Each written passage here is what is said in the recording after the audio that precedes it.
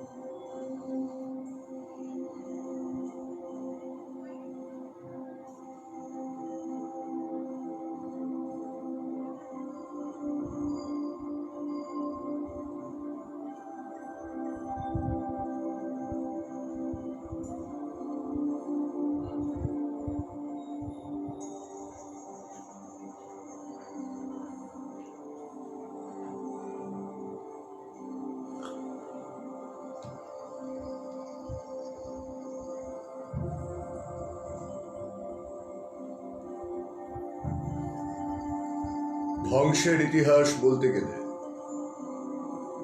যেখান থেকে শুরু করতে হবে সেটা ঠিক এই সময় নয়। কয়েকদিন আগে একজন জনৈক ব্যক্তি, অসহিষ্ণু অস্থির মানুষ যারা চারপাশে সংখ্যাধিক্য হচ্ছেন ক্রমশ, তাদেরই একজন বলতে চেয়েছিলেন 2000 বছর আগেকার কথাবার্তা উনি বসে বসে বলেন।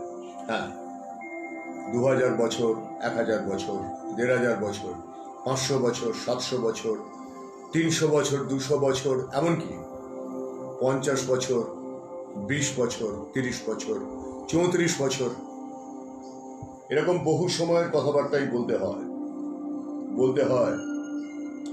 যখন দেখতে পাই চারপাশে অসহিষ্ণুতা বেড়ে যায়, যখন দেখতে পাই একটা সমাজ তার গঠনমূলক দিক থেকে ক্রমশ সরতে ভগ্ন দশার দিকে যায়, যখন দেখতে পাই সমাজে উন্মার্গগামীদের সংখ্যা ক্রমশ বাড়তে থাকে, তখন শিক্ষা নিতে যেতে হয় ইতিহাসের কাছে, আশ্রয় নিতে হয় 2000 বছর আগের এই বাঙালি কেমন ছিল, 3000 বছর আগে এই বাঙালি কেমন ছিল, 500 বছর আগে এই বাঙালি কেমন ছিল, 100 বছর, 150 বছর, কিংবা ধরুন 40 বছর আগে এই বাঙালি কেমন ছিল, তার মূল্যবোধ কেমন ছিল, সেদিকে তাকাতে হয়। তখন বাধ্য হয়ে তাকাতে হয়, কারণ তখন দেখতে হয় যে সামাজিক অবক্ষয়, মূল্যবোধহীনতা, সর্বোপরি মনুষ্যত্বহীনতার দিকে আমরা দ্রুত বেগে ছুটে চলেছি। তার পরিণাম কি? যখন পরিমাপকগুলো, ইতিহাসের বিভিন্ন পরিমাপকগুলো উঠে আসে চোখের সামনে, যখন স্পষ্ট বোঝা যায় যে আমরা যেদিকে ছুটে চলেছি তাতে বিনাশ অনিবার্য, তাতে জাতিসত্তার বিনাশ, তাতে সংস্কৃতির বিনাশ, তাতে মনুষ্যত্বের বিনাশ, সর্বোপরি তাতে প্রজন্মের বিনাশ অনিবার্য, তখন মনে হয় একমাত্র ইতিহাস পারে আমাকে ঠিক দিকে নিয়ে যাওয়ার দিশা দেখাতে। এবং তখন বারবার মনে হয় সেই ইতিহাসের কাছে আমাকে যেতে হবে, যে ইতিহাস আমার গৌরবোজ্জ্বল সমুজ্জ্বল ইতিহাস। জানতে হবে সেই ইতিহাসকে কিভাবে ধ্বংস করা হলো, জানতে হবে সেই ইতিহাসের রূপরেখা কেমন ছিল, জানতে হবে আমাদেরই পূর্বপুরুষ তারা ঠিক কিভাবে ছিলেন, তাদের কিভাবে বিনষ্ট করা হলো। তাই প্রথমে সেই আলো আঁধারি ধূসর পথে যাত্রা করাটা প্রয়োজন হয়ে পড়ে।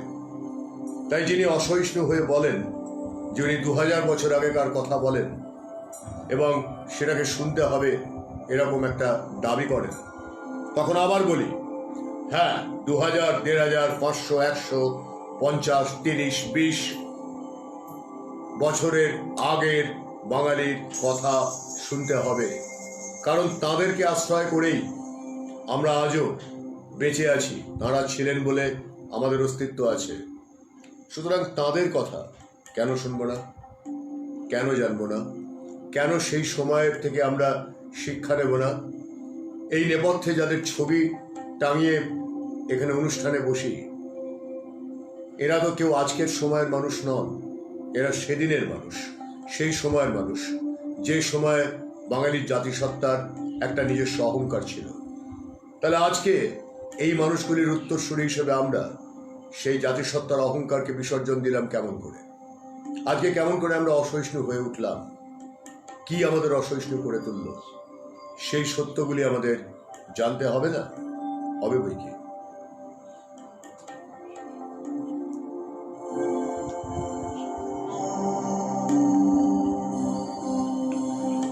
চলো শুরু করা যাক।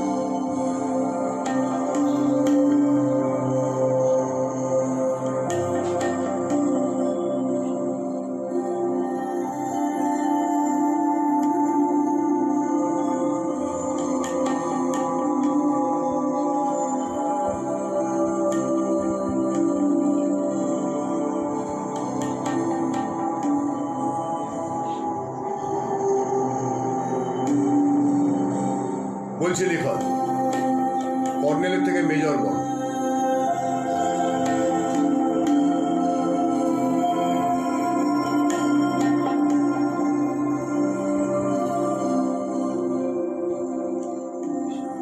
বন্ধুরা,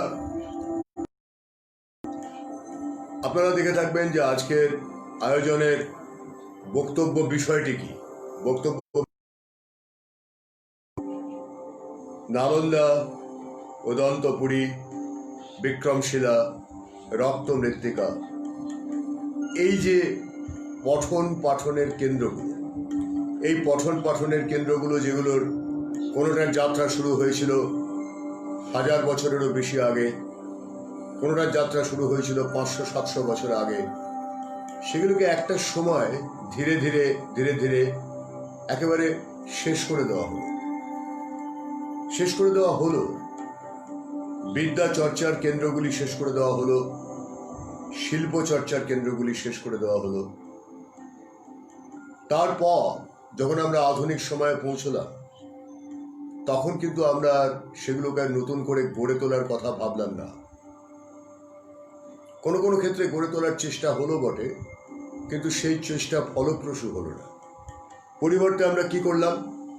আমরা বাহির থেকে ধার করে আনা শিক্ষা ব্যবস্থাকে মেগলের ভাষাতে একদল কেরানি তৈরি করার দিকে মনোযোগ দিলাম, কারণ ইংরেজ এসে আমাদের সেটাই শেখালো। অথচ আমাদের যা কিছু নিজস্ব ছিল সেগুলোর দিকে আমরা ঘুরে তাকালাম না, বোঝার চেষ্টা করলাম না। তাহলে প্রথমে জানতে হবে কেন আমাদের নিজস্ব জ্ঞান চর্চার এই প্রাচীন পেটগুলি, যেখান থেকে গোটা পৃথিবী জ্ঞান আহরণ করে নিয়ে গেছে, সেগুলোকে কেন ধ্বংস করা হলো? কোন পরিকল্পনা তার নেপথ্যে কাজ করেছিল? এক। দ্বিতীয় বিষয়টি হচ্ছে, কেন সেই জ্ঞান চর্চার কেন্দ্রগুলিকে বেছে বেছে নিয়ে ধ্বংস করাই হলো? দুই। তৃতীয় বিষয়টা হচ্ছে, কারা এগুলিকে কিভাবে ধ্বংস করলো? এবং চতুর্থ বিষয়টা, যেটা সব থেকে গুরুত্বপূর্ণ, ইতিহাসে কেন এই প্রসঙ্গে পরস্পর বিরোধী মতামত ঐতিহাসিকরা লিখে গেলেন?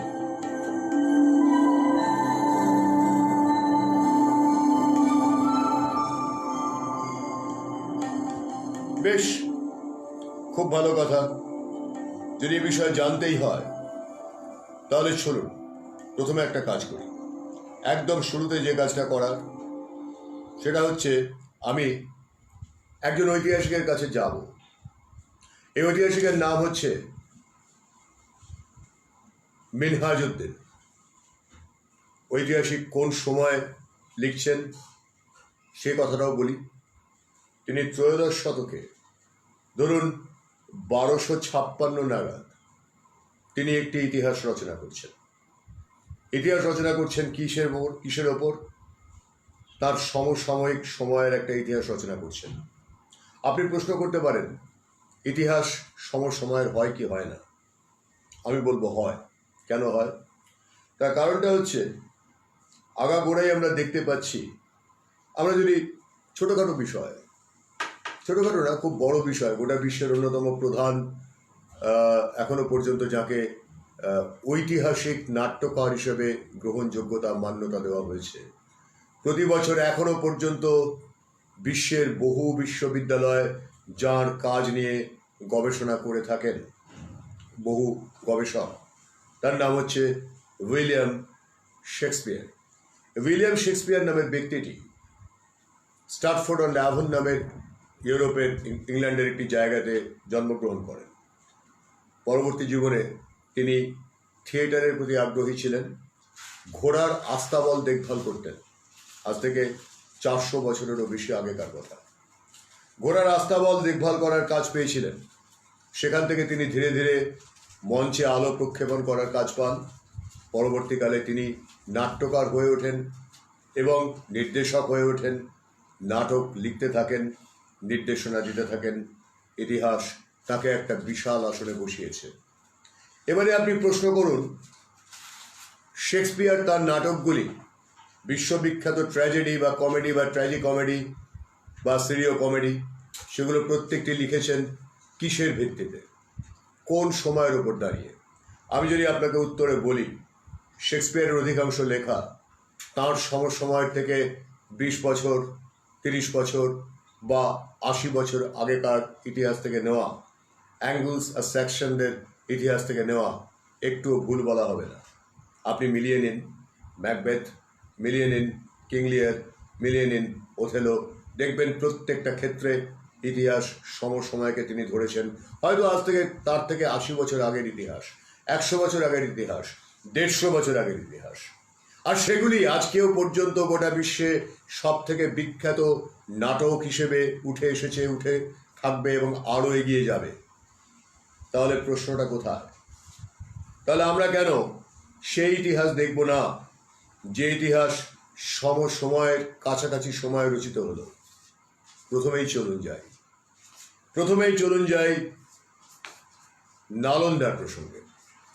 আমরা সকলেই মোটামুটি একটা হিসেব অনুযায়ী জানি যে নালন্দা মহাবিহার নাকি ধ্বংস করেছিল ইখতিয়ার উদ্দিন বখতিয়ার খিলজি। আমরা এইটুকু জানি, আমাদের এইটুকু ইতিহাসে বলা হয়েছে, সম্ভবত 1199 থেকে 1206 খ্রিস্টাব্দের মধ্যে কোনো একটা সময় বিহারে এই আফগান সেনাদের দৌরাত্ম্য ছিল। শুধু সেই সময়টা নয়, তারপরে আরও দীর্ঘদিন পর্যন্ত তাদের দৌরাত্ম্য ছিল এবং তারাই ধ্বংস করেছিল নালন্দা মহাবিহার। এবারে আসি ইতিহাস কি সাক্ষ্য দিচ্ছে সে প্রসঙ্গে। তার আগে মিনহাজউদ্দিনের কথাটা শুনুন, আরও শুনে রাখুন। শুধু নালন্দাই নয়, উদন্তপুরীর প্রসঙ্গেও ঠিক একই উল্লেখ পাচ্ছি, বিক্রমশিলা একই উল্লেখ পাচ্ছি। এবারে ত্রয়োদশ শতকের প্রারম্ভে যখন আফগান সেনারা সমস্ত মগধ বা বর্তমান দক্ষিণ বিহার সেটা জুড়ে লুটতরাজ চালাচ্ছে, এখানে ওখানে সেখানে, তাদের হাতে সেনাবাহিনী আছে, রাজার ক্ষমতা ক্রমশ খর্ব হচ্ছে, তখন নালন্দার ঠিক কি পরিস্থিতি ছিল তা জানার জন্য সবচেয়ে নির্ভরযোগ্য কি উপায়? একটাই উপায় হতে পারে, কোনো প্রত্যক্ষদর্শীর বিবরণ। কোনো প্রত্যক্ষদর্শী কি সেই সময় তার বিবরণ লিপিবদ্ধ করছেন? হ্যাঁ, করছেন। কে করছেন? মিনহাজউদ্দিনের ইতিহাসে যাওয়ার আগে আপনাদেরকে সেই প্রত্যক্ষদর্শীর কাছে একবার ছোট্ট করে একটুখানি পর্দাটা সরিয়ে দেখিয়ে নিয়ে আসি কি ছিলেন তিনি। আমরা পাচ্ছি একজন তিব্বতী অনুবাদক এবং সন্ন্যাসীকে। মাথায় রাখুন, তিব্বতের সঙ্গে মগধের সম্পর্ক, পাটলিপুত্রের সম্পর্ক আজকের নয়, বহু হাজার বছর ধরে চলে আসছে। প্রাচীন চীনের যে জ্ঞান, প্রাচীন ভারতের যে জ্ঞান, তার বিনিময় বহু হাজার বছর ধরে চলেছিল। মাঝে চারবাকপন্থীরা যখন চীন দখল করলো, তখন থেকে এই সংযোগ বিচ্ছিন্ন হয়েছে। এখন তারা বাণিজ্য করে, শুধুমাত্র জ্ঞান বিনিময় করে না। শাস্ত্র বলছে জ্ঞান হচ্ছে এমন একটা বস্তু, পৃথিবীর প্রতিটি ভাষায় একই কথা বলা হচ্ছে। জ্ঞান এমন একটি বস্তু যা বিনিময়ের মাধ্যমে বাড়ে, অথচ জ্ঞানের বিনিময় করা বন্ধ হয়ে গেছে। বিনিময় কিসের হচ্ছে? বাণিজ্যের। বিনিময় কিসের হচ্ছে? বিনিময় কিসের হচ্ছে? ক্ষমতার। যখন থেকে জ্ঞানের বিনিময় বন্ধ করে শুধুমাত্র অর্থ, বাণিজ্য, ক্ষমতা আর রাজনীতির বিনিময় শুরু হয়েছে, তখন থেকে মনুষ্যত্ব অস্তাচলে গেছে। মিলিয়ে নিন, এ ইতিহাসের সাক্ষ্য। তাহলে এই তিব্বতী সন্ন্যাসী, বৌদ্ধ সন্ন্যাসী অনুবাদক, যার সময়কাল 1197 থেকে 1264 খ্রিস্টাব্দ, অর্থাৎ 67 বছরের জীবন। জন্মালেন 1197 সালে তিব্বতে, মৃত্যু হল 1264 সালে। তিনি একটি জীবনী গ্রন্থ লিখলেন, তার নাম হচ্ছে আর নাম থার। যদি আপনি তিব্বতী গ্রন্থটির নাম জিজ্ঞাসা করেন তাহলে বলবো বানানটা হচ্ছে IJON BZAN। উচ্চারণটা বলি, তার আগে আছে BSAMDPAG। এই DPAGর উচ্চারণটা হচ্ছে পাগ। BSAM এর উচ্চারণ হচ্ছে সাম। IJON এর উচ্চারণ হচ্ছে জোন। তার মানে প্রথম সিলেবলটা পড়ে যাচ্ছে। তারপরেরটা হচ্ছে BZAN, উচ্চারণটা হচ্ছে জাং। তাহলে কি দাঁড়ালো? জাং জোন সাম পাক, বা পাক সাম জোন জাং। এই পাক সাম জোন জাং নামের যে গ্রন্থটি, সেটা কবে লেখা হলো? 1197 থেকে 1264 খ্রিস্টাব্দের মধ্যে তিব্বতী একজন অনুবাদক ও সন্ন্যাসী ধর্মস্বামী, তিনি প্রকৃত ইতিহাসটি লিখে গেলেন। কোথাকার ইতিহাস? তার জীবনী গ্রন্থে তিনি তার জীবনটা লিখলেন, সঙ্গে লিখলেন নালন্দা ভ্রমণ কাহিনী। কিন্তু আপনি বলবেন যিনি যখন এই পাকসাম জোনজাং ধর্মস্বামী নামের ব্যক্তিটি লিখছেন, তখন তো নালন্দা ধ্বংস হয়ে গেছে। হ্যাঁ, আপনার কথা ঠিক। তখন নালন্দা তার আগে ধ্বংস হয়ে গেছে। নালন্দায় কি তখন পড়াশোনা হচ্ছে? আমরা কি জানতে পারছি? পাকসাম জোনজাং নামের ধর্মস্বামীর লিখিত এই গ্রন্থটি থেকে আমরা কি ইতিহাস পাচ্ছি? আমরা যে ইতিহাস পাচ্ছি, সেই ইতিহাসটি কে তুলে আনলেন? এবার আসুন এক বাঙালি মহাপণ্ডিতের নাম বলি। তার নাম রাহুল সাংকৃত্যায়ন। কে রাহুল সাংকৃত্যায়ন? আমরা কতজন মনে রেখেছি রাহুল সাংকৃত্যায়নকে? যারা শিক্ষিত, যারা একটু খবর রাখি, তাদের বাইরে কতজন মনে রেখেছি? আর কতজন আমরা মনে রেখেছি সেই সমস্ত ইতিহাসবিদকে যারা ভুল মিথ্যা ইতিহাস আমাদের শিখিয়ে গেছে? রাহুল সাংকৃত্যায়ন 1936 সালে তিব্বতে ভ্রমণকালে তিনি ধর্মস্বামীর জীবন কাহিনীর পাণ্ডুলিপির সন্ধান পেলেন। একটি প্রতিলিপি ভারতে নিয়ে এলেন। কোথায় আছে সে প্রতিলিপি? জানেন উত্তর? বলি, বিহার রিসার্চ সোসাইটির কথা শুনেছেন? পটনায়, সে পাটনার বিহার রিসার্চ সোসাইটিতে একটি প্রতিলিপি এখনো সংরক্ষিত রয়েছে। উল্টে দেখেছে কতজন দেখেছে নালন্দার ধ্বংসের ইতিহাসটা আসলে কেমন ছিল? নালন্দা কি ধর্মস্বামীর ভ্রমণের সময় ধ্বংস হয়ে গিয়েছিল নাকি হয়নি?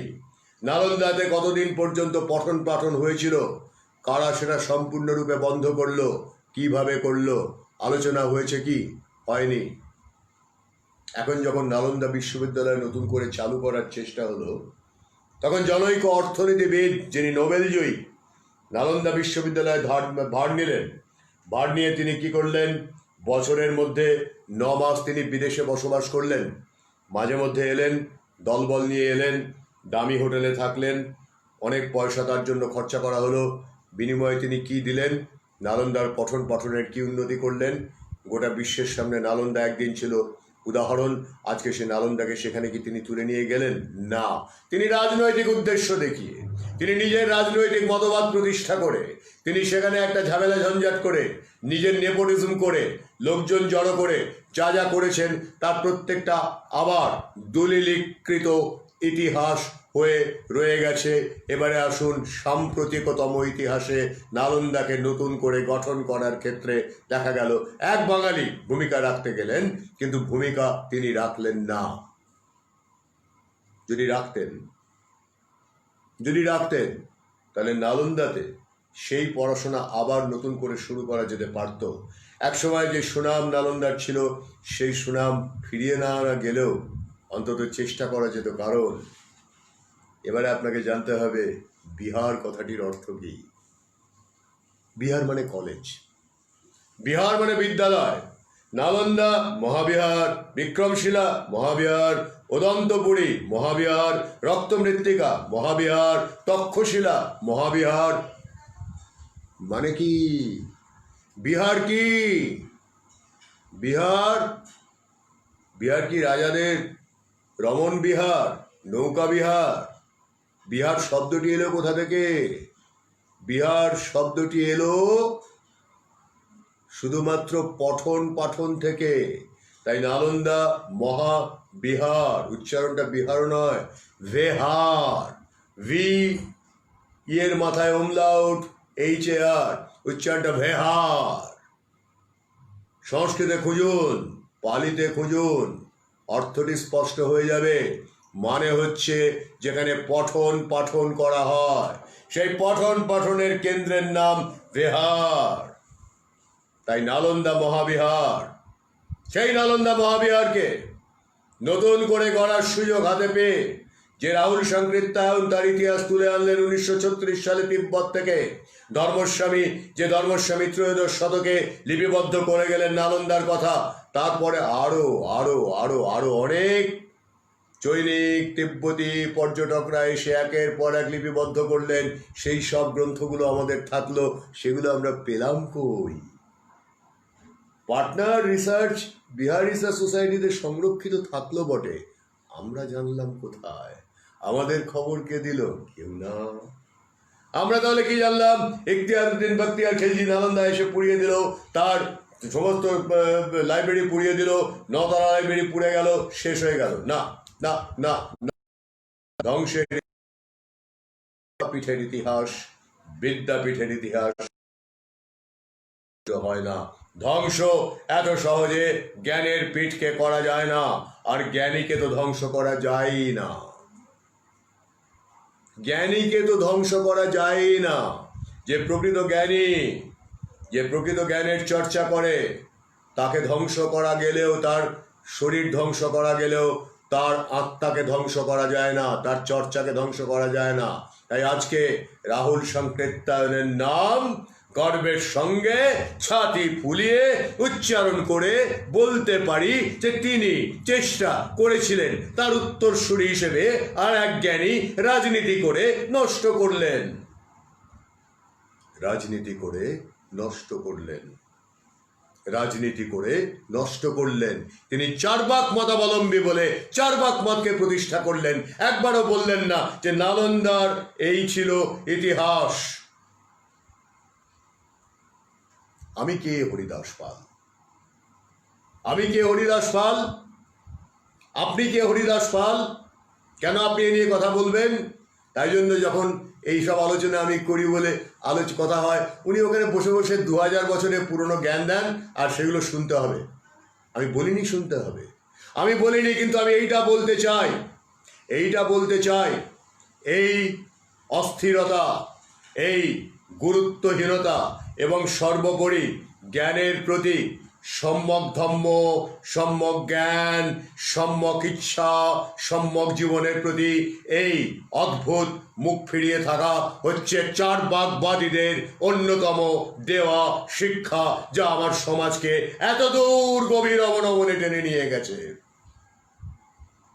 তাই চর্চা করব, তাই যতটুকু জানতে পারি। আমি যত বড় হরিদাস পালই হই না কেন, আপনি যত বড় হরিদাস পালই হন না কেন, আপনাকে জানতে হবে আমার কি আছে আর কি আমাকে জানতে দেওয়া হয়নি। চার্বাকপন্থীরা এই চেষ্টাটাই করবে, তারা যুগে যুগে কালে কালে এই চেষ্টাই করেছে। তারা নিজেরটুকু ভেবেছে ঋণং কৃত্বা ঘৃতং পিবেত যাবত জীবন সুখং জীবেত। তোমার জীবনটা তো কেটে গেল, তোমার পরের প্রজন্ম তারা কি নিয়ে থাকবে? তাহলে তুমি কোন পৃথিবী দিয়ে গেলে?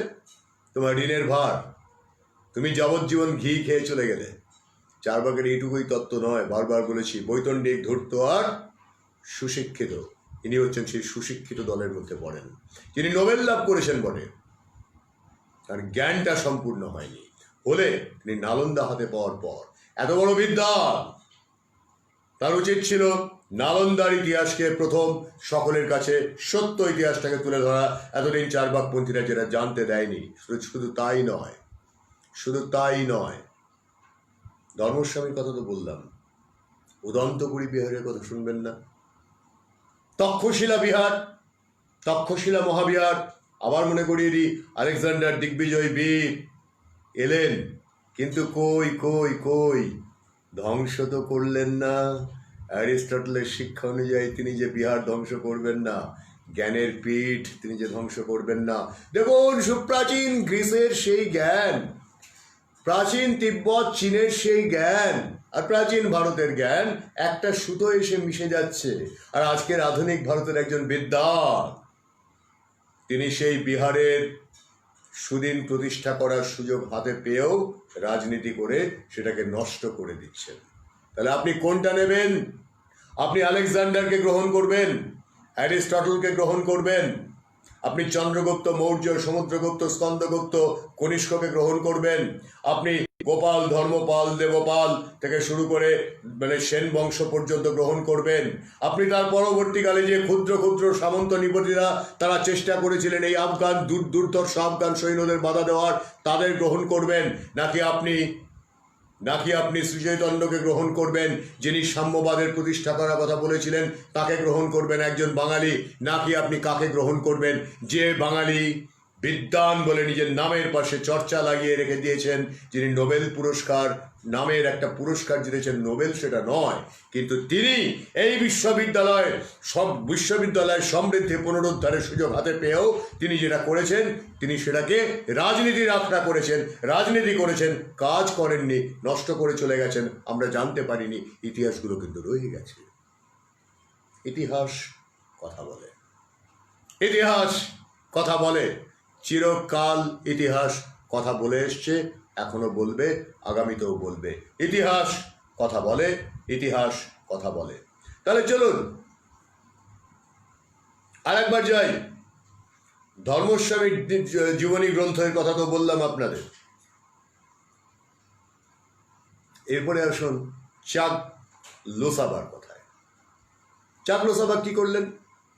ধর্মস্বামীকে, তিনি অনুবাদক, তিনি শেফচিয়নের নামথর অর্থাৎ জীবন কথা বর্ণনা করেছিলেন তাঁর এক শিষ্যের কাছে।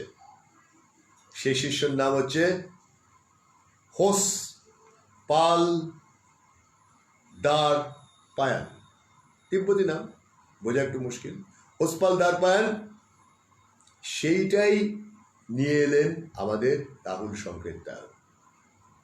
কিন্তু এবার তিনি তো বলছেন নালন্দা তথাকথিত ওই আফগানিস্তানের হেলমন্দ না কোথা থেকে আসা একজন উচ্চাভিলাষী, একজন দস্যু, মূলত দস্যু, তার কাজ। ভোলগা থেকে গঙ্গা লিখেছেন রাহুল সংকেতদার, ঠিক বলেছেন। একজন কি যেন লিখলেন, ঠিকই, ভোলগা থেকে গঙ্গা লিখেছেন। তো এই যে দস্যুটি, যে শুধুমাত্র নালন্দাই নয়, উদন্তপুরী, বিক্রমশিলা, এই সবকটা, বিহার রাজ্যটার নামই তো হলো মশাই শিক্ষা কেন্দ্র থেকে। বিহার জায়গাটাই তো হলো শিক্ষা কেন্দ্র থেকে, জায়গাটার নাম হলো বিহার। এই সবকটাকে যে ধ্বংস করলো, সেই লোকটির সম্পর্কে তার সমসময়ের যে ঐতিহাসিক, কুতুবুদ্দিন আইবকের যে সুলতানাতের সময়কার যে ঐতিহাসিক মিনাজউদ্দিন, তিনি কি লিখে গেলেন সেটা শুনবেন না? অবশ্যই শুনতে হবে আপনাকে জানতে হবে। দেখুন, এখতিয়ার উদ্দিন বখতিয়ার খিলজি, তার চেষ্টাটাই একটাই ছিল, সেটা কি? সে লুট করতে এসেছিল।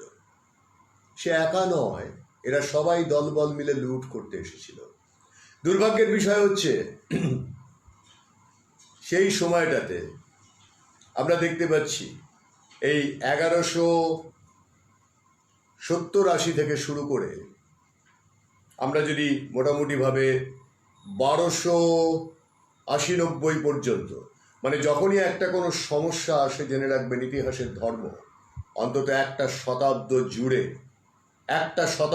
100 বছরের একটা স্প্যান জুড়ে সেটা চলতে থাকে। আজ আবার সেই দুর্দিন এসে উপস্থিত হয়েছে গোটা পৃথিবীর সামনে। সেদিন একটা অংশের মধ্যে এসে উপস্থিত হয়েছিল, ঠিক যেমন তার আগে তার 500 বছর আগে এসে উপস্থিত হয়েছিল শশাঙ্কদেবের মৃত্যুর পর। এই সুবে বাংলা, গৌর বাংলা জুড়ে, সুবে বাংলা শব্দটা বলতে আমার ঘোর আপত্তি আর ঘৃণা আছে। এটা সুবে বাংলা নয়, এটাকে সুবে বাংলা নাম দিল মোগলরা। এটা সুবে বাংলা কোনোদিন ছিল না।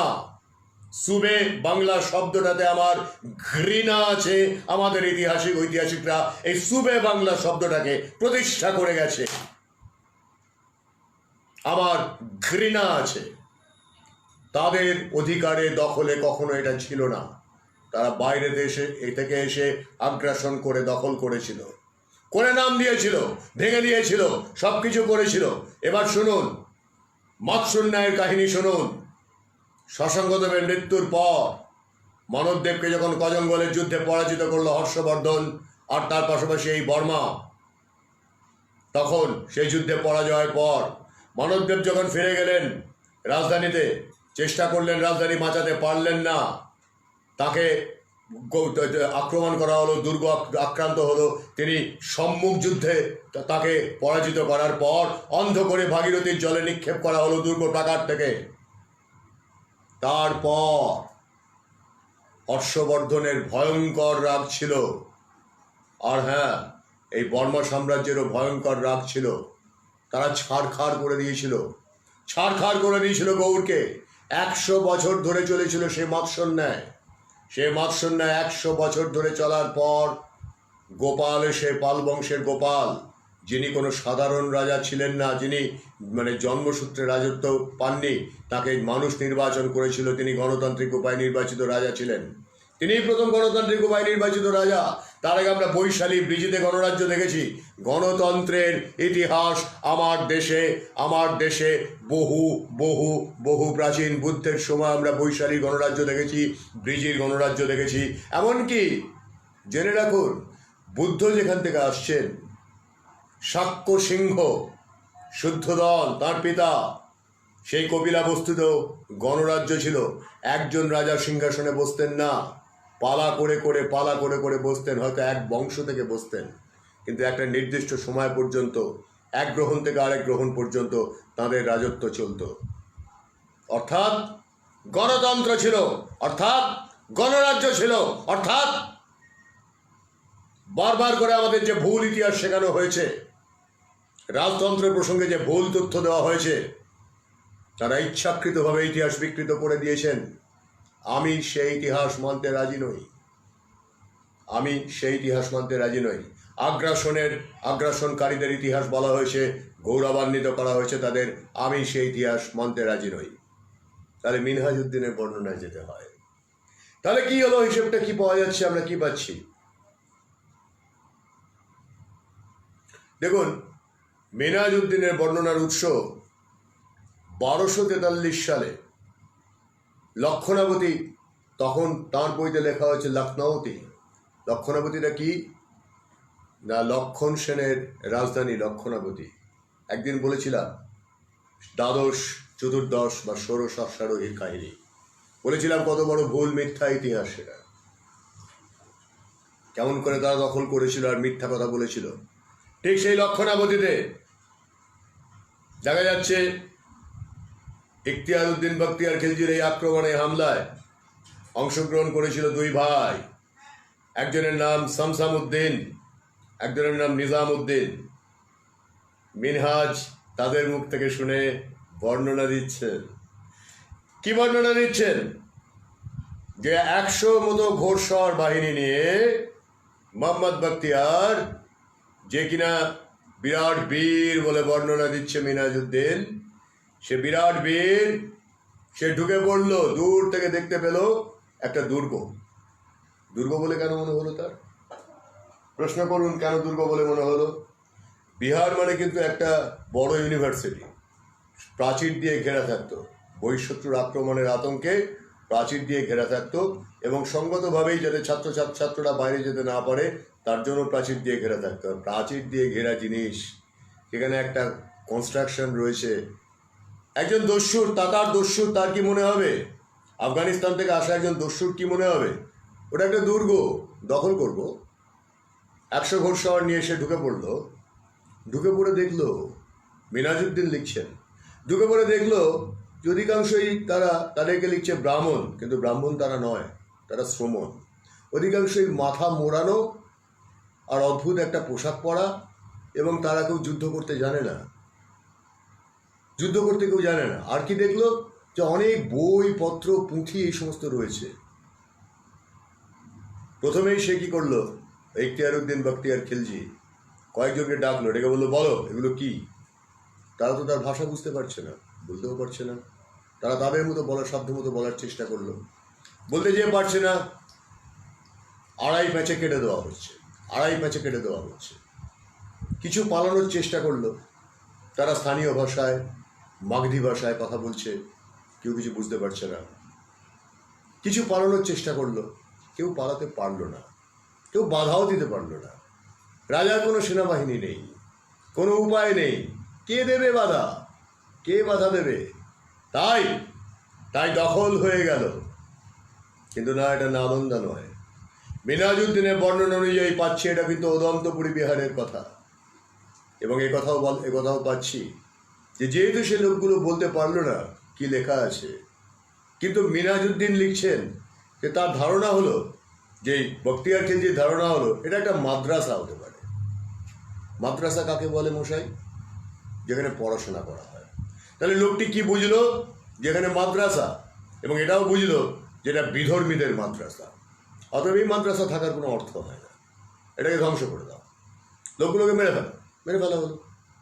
শ্রমণদের রক্তে লাল হয়ে গেল অদন্তপুরীর মাটি, লাল হয়ে গেল অদন্তপুরীর মাটি। মিনহাজের বর্ণনা থেকে কোন বিহার ধ্বংস করা হয়েছিল চিহ্নিত না করা গেলেও তিনি একটি শব্দ এক জায়গায় লিখছেন ইংরেজিতে, যেটাকে OIUDANDA, কি উচ্চারণটা হচ্ছে মশাই? ঔডান্ডা।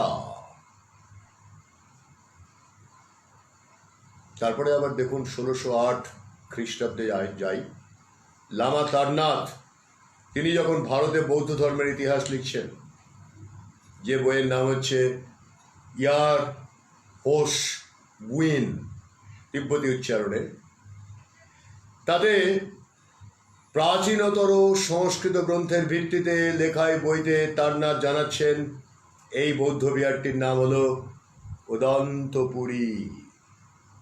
বর্তমানে যেটা বিহার শরীফ, সেই অদন্তপুরী মিনহাজউদ্দিন অত্যন্ত, যাকে বলে গর্বের ঘোষণা করে তিনি ইতিহাসকার। তিনি কার ইতিহাস লিখবেন? তিনি দখলদারির ইতিহাস লিখবেন, কারণ দখলদারির সঙ্গে তিনি আছেন, তাদের ইতিহাস তিনি লিখবেন। কার মুখ থেকে তিনি শুনছেন? তিনি বখতিয়ার খিলজির মুখ থেকে শুনতে পাচ্ছেন না, কারণ বখতিয়ার খিলজি 1206 নিহত হচ্ছে বা মারা যাচ্ছে। মাথায় রাখুন, আগে বলেছি সেই ইতিহাসটা। তাহলে শুনছেন কার কাছ থেকে? মিনহাজউদ্দিন শুনছেন। বইটির নাম কি? মিনহাজ সিরাজ জুরজানি। তার লোকটির নাম মিনহাজ সিরাজ জুরজানি, আর বইটির নাম হচ্ছে তবকাত-ই-নাসিরি। অনেকগুলো খণ্ড। এই বর্ণনাটা কোথায় পেলাম? 20তম খণ্ডে পেলাম। ধ্বংসলীলার বর্ণনা, একের পর এক বিহার ধ্বংস করা হচ্ছে, তার বর্ণনা ধ্বংস করা হচ্ছে, তার বর্ণনা এভাবেই পেলাম। আর আক্রমণে অংশগ্রহণকারী 2 ভাইয়ের সাক্ষাৎকার ভিত্তিক এই যে লেখা, ভাই দুটোর নাম আবার মনে করিয়ে দিই। একজন হচ্ছে নিজামুদ্দিন শামসামুদ্দিন, শামসামুদ্দিন নিজামুদ্দিন, নিজামুদ্দিন শামসামুদ্দিন, সঙ্গে কে ইখতিয়ারউদ্দিন বখতিয়ার খিলজি। কোন বিহার ধ্বংস হলো? অদন্তপুরী বিহার। এবং এ কথাও বলা হলো একটার পর একটা যতগুলো বিহার ছিল, যতগুলো এরকম মাদ্রাসা পেয়েছিল, তার পথে যতগুলো মাদ্রাসা পড়েছিল, প্রত্যেকটাকে সেইভাবে ধ্বংস করে শ্রমণদেরকে হত্যা করে গেছে, জ্বালিয়ে দিয়েছে, পুড়িয়ে দিয়েছে, নষ্ট করে দিয়েছে। কারণ জ্ঞানের চর্চা শুধুমাত্র তাদের থাকবে, আমাদের জ্ঞানের কোনো অধিকার নেই, আর রাজার ক্ষমতা নেই রক্ষা করার। রাজা অসহায়, রাজা অসহায়, রাজার ক্ষমতা নেই, রাজা কিছু করতে পারছেন না। তাহলে কি হলো?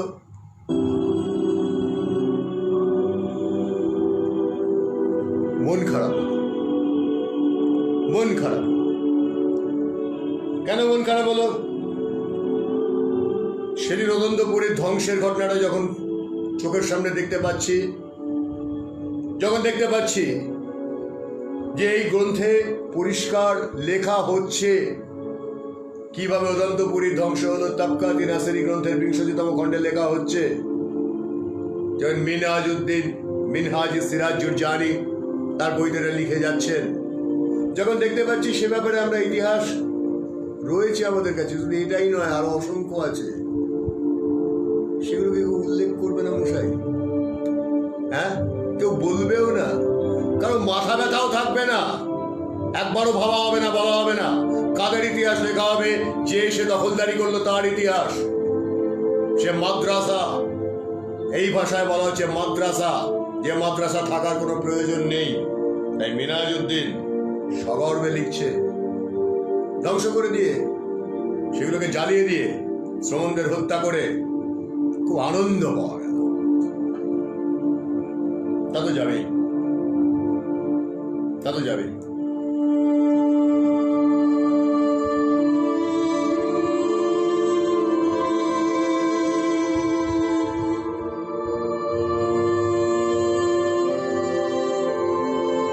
দুর্ভাগ্যটা কোথায়?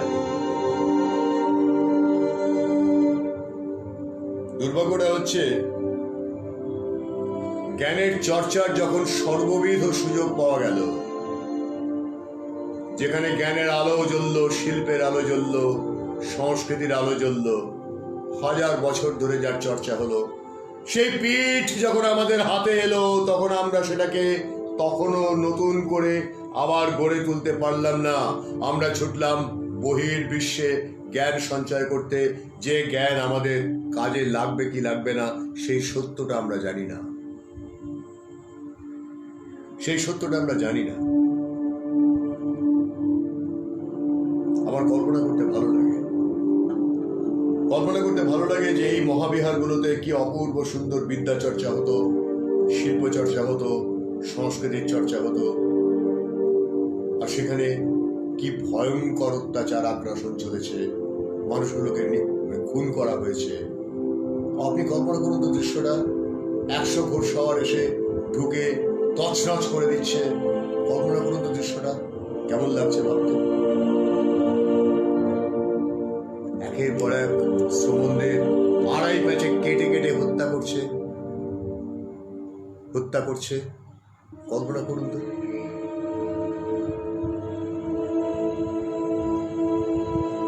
যে আচার্য শিলভদ্র রক্তমৃত্তিকা মহাবিহারে,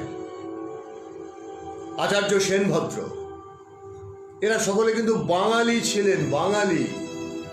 যে শিলভদ্র আমাদের শিক্ষা দিয়ে গেছেন, আজও যার গ্রন্থ, আজও তিব্বতে যার জ্ঞানের চর্চা চলছে, সেই শিলভদ্রকে আমরা কতটুকু মনে রেখেছি, কতটুকু তার শিক্ষাটাকে নিয়েছি। আমরা কাদের নিয়েছি? এই চারবাকপন্থীদের নিয়েছি, এই মিথ্যাবাদীদের নিয়েছি, এই নাবাদীদের নিয়েছি, এই নেতিবাচকদের নিয়েছি, যারা আমাদের ইতিহাসকে বিকৃত করেছে মাত্র। আমরা আমাদের আসল মানুষগুলোকে নিইনি। দুর্ভাগ্য, দুর্ভাগ্য। আজ এই পর্যন্ত বললাম। ধ্বংসের ইতিহাস দ্বিতীয় পর্ব আগামীকাল। আশিস বাবু বাকিটা দেখে নিন, যেটুকু দেখতে পারেননি শুরু থেকে একবার রেকর্ডিং চালিয়ে দেখে নিন। ধ্বংসের ইতিহাস দ্বিতীয় পর্ব আগামীকাল। শুধু একটাই অনুরোধ করব, যদি মনে হয় আমরা সকলে মিলে ভালো কাজ করছি, তাহলে সেটা সকলের কাছে পৌঁছে দেওয়ার দায়িত্ব আপনাদের, অন্যদেরকে জানানোর দায়িত্ব আপনাদের, যে যার ওয়ালে শেয়ার করার দায়িত্ব আপনাদের। মনে রাখতে হবে, বারবার মনে রাখতে হবে, লুটেরাদের ইতিহাস, আগ্রাসনকারীদের ইতিহাস, সম্যক জ্ঞান, সম্যক চিন্তা, সম্যক বেত্তাকে ধ্বংস করার ইতিহাস আমাদের ইতিহাস নয়, আমাদের আগ্রাসনের ইতিহাস নয়, আমাদের জ্ঞান চর্চার ইতিহাস। সেই জ্ঞান চর্চার সময় এখন আবার নতুন করে ফিরে এসেছে সুযোগ। নতুন করে আবার মনে করিয়ে দেব, শশাঙ্কের মৃত্যুর পর যে 100 বৎসর ব্যাপী মাৎসন্যায় চলেছিল, অন্ধকারে ডুবেছিল যে এই সমগ্র এলাকা, সুবে বাংলা বলতে যেটাকে আমি ঘৃণা করি, যে নামটা পরবর্তীকালে আগ্রাসনকারীরা দিয়েছে। আসাম কি আমাদের বাইরে আশিস বাবু? আসাম কি ভারত ভূমির বাইরে? আমি তাকে বাঙালি বলে দাবি করছি। বিক্রমপুরের বজ্রযোগিনী গ্রামে তার জন্ম, তাহলে আপনি কিভাবে তাকে আসামের মানুষ বলছেন? বলুন, আমার তাতে আপত্তি নেই। আসাম তো ভারতের বাইরে নয়। তার ভাষা তো তার ভাষা, যে ভাষাটা তিনি কথা বলতেন, যে ভাষায় তিনি কথা বলতেন, সে ভাষাটা কি ভাষা ছিল? সেটাই তো পরবর্তীকালে ভেঙে এসে বাংলা হয়েছে, বা তখনই বাংলার জন্ম হচ্ছে। চর্যাপদ তাই বলছে আমাকে। তিনি তো বাংলা বলতেন স্পষ্ট। কি করে বলতেন? যখন আমি ভাবি, আজকে যখন একজন অসমিয়া মানুষ কথা বলেন, তার কথা বুঝতে আমার কি অসুবিধা হয়? আমি যখন বাংলা বলি, একজন অসমিয়ার কি অসুবিধা হয়? না, হয় না, হয় না।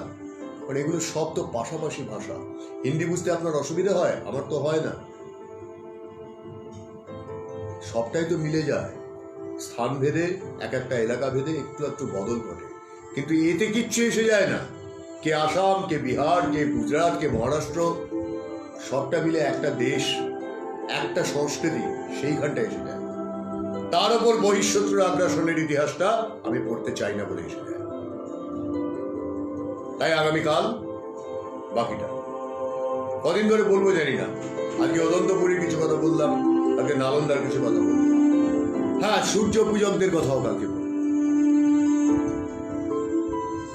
এ তো এসেছিল, এরা তো সব আফগানিস্তান থেকে আসা, মানে এখন যেটা আফগানিস্তান সেখান থেকে আসা সব, এরা সব তাই, মূলত তাই। আপনি খবর নিন, দেখুন সব এখান থেকে এসছে। ভালো থাকুন সকলে। একটু ছড়িয়ে দিতে অনুরোধ করব, অন্যদের বলতে অনুরোধ করব, অন্যদের জানাতে অনুরোধ করব। কারণ চারবাকপন্থীদের উদ্দেশ্যটাই হচ্ছে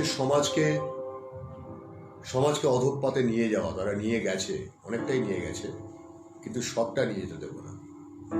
ঘুরে দাঁড়াতেই হবে। আর ঘুরে দাঁড়ানোর এখান থেকে হোক, ওইখান থেকে হোক। নষ্ট করে ভারতকে যে একটা বিশ্রী চেহারার মধ্যে দেখানোর চেষ্টা হয়েছে, সেই চেহারাটাকে আমি আর সহ্য করতে পারছি না, আমরা কেউই পারছি না। তাই দেশ বিরোধী চারবাকপন্থীদের সঙ্গে এইবার শুরু হোক আসল লড়াই। আসল ইতিহাসের কাছে ফিরে যাওয়া যাক। আমরা জানি, আমাদের হাতে তথ্য আছে। দিনের পর দিন সেই তথ্যগুলো আপনাদের কাছে আনবো, কিন্তু আরো বেশি মানুষকে এই বৃত্তে আনতে হবে, ইতিবাচকতার বৃত্তে আনতে হবে। সকলে ভালো থাকুন। আপনাদের সকলকে প্রণাম জানাই, ধন্যবাদ জানাই। বাংলা, ওড়িয়া, অসমিয়া ঠিক, তাহলে একই তো ভাষা, একই খাদ্য, একই সংস্কৃতি, সবই এক। ভালো থাকুন সকলে। এই বাজনাটি একটু মন খারাপ করে দেওয়ার কারণ, এই বাজনাটিতে কি বলছি জানেন? আমার সেই দৃশ্যটা মনে পড়ে যাচ্ছে, যেখানে 100 ঘোড়সওয়ার নিয়ে একটা মহাবিহারকে দুর্গ বলে ভেবে আক্রমণ করে, সেখানকার সমস্ত শ্রমণদের আড়াই ম্যাচে হত্যা করে, কাফেরের ধর্ম থাকবে না, কাফেরের শিক্ষা থাকবে না, নষ্ট করে একটা ভয়ঙ্কর। মিনহাজউদ্দিন সিরাজ হচ্ছে একজন ঐতিহাসিক, যে 1256 খ্রিস্টাব্দে এটা লিখলো, এবং সে আফগানিস্তান থেকে আসা, মানে এখন যেটা আফগানিস্তান, তখন আমরা বলতাম কান্দাহার, ভুলে যাবেন না। কান্দাহার মানে গান্ধার বলতাম। ভুলে যাবেন না, গান্ধারী, আমাদের মহাকাব্যের গান্ধারী কিন্তু ওই কান্দাহারের কন্যা। ভুলে যাবেন না ভুলে যাবেন না যে কুষাণ সাম্রাজ্য কিন্তু ওই গান্ধারেই ছিল। সেটাকে আমরা গান্ধার বলতাম, আমাদেরই অঙ্গ ছিল, কিন্তু তারা এসে আমাদেরকে এইভাবে শেষ করেছে। কারণ ততদিনে কি হয়েছে, ততদিনে আরব থেকে এসে গেছে একটা ধ্বংসকারী নৃশংস একটি কৌম, যে কৌম ধ্বংস করা ছাড়া আর কিছু করেনি। সব ধর্মকে ধ্বংস করেছে। ধর্ম মানে হিন্দু, মুসলিম, শিখ, খ্রিস্টান নয়। ধর্ম মানে হচ্ছে সংস্কৃতি, ধর্ম মানে চর্চা, যা আমাকে ধারণ করে থাকে। তাই আমি আবার মনে করিয়ে দেব, আরো বেশি মানুষকে এই বৃত্তে সামিল করার অনুরোধ। জানতে হবে প্রকৃত ইতিহাসকে। সে দৃশ্যটি মনে পড়ে যাচ্ছে বলে, যেখানে একের পর এক শ্রমণকে আড়াই প্যাঁচে গলা কেটে হত্যা করা হচ্ছে। কেন? তাদের অপরাধ কি? সে দুর্গ বলে আক্রমণ করেছিল, দেখলো কোনো বাধা এলো না। কিন্তু যাদের সঙ্গে কথা বলতে গেল তারা শুধু পড়াশোনা করা ছাড়া আর কিছু জানে না। জানবে কি করে? অন্য কোনো চর্চা তো তারা করেনি, তারা প্রত্যাশাই করেনি শত শত বছর ধরে যে বিহার চলছে, সে বিহারের উপর এরকম হামলা হতে পারে এবং সমস্ত গ্রন্থ পুড়িয়ে দেওয়া হতে পারে, সকলকে হত্যা করা হতে পারে। কোনো কারণ ছিল কি? ছিল না তো। আলেকজান্ডারও তো আক্রমণ করেছিলেন, ধ্বংস করেছিলেন, কি তো খুশিলা করেননি তো। তাই এই বিষণ্ণতা। ভালো থাকুন সকলে, দেখা হচ্ছে রাত 8টায়। আনন্দ। সকলকে নমস্কার, বিদায়।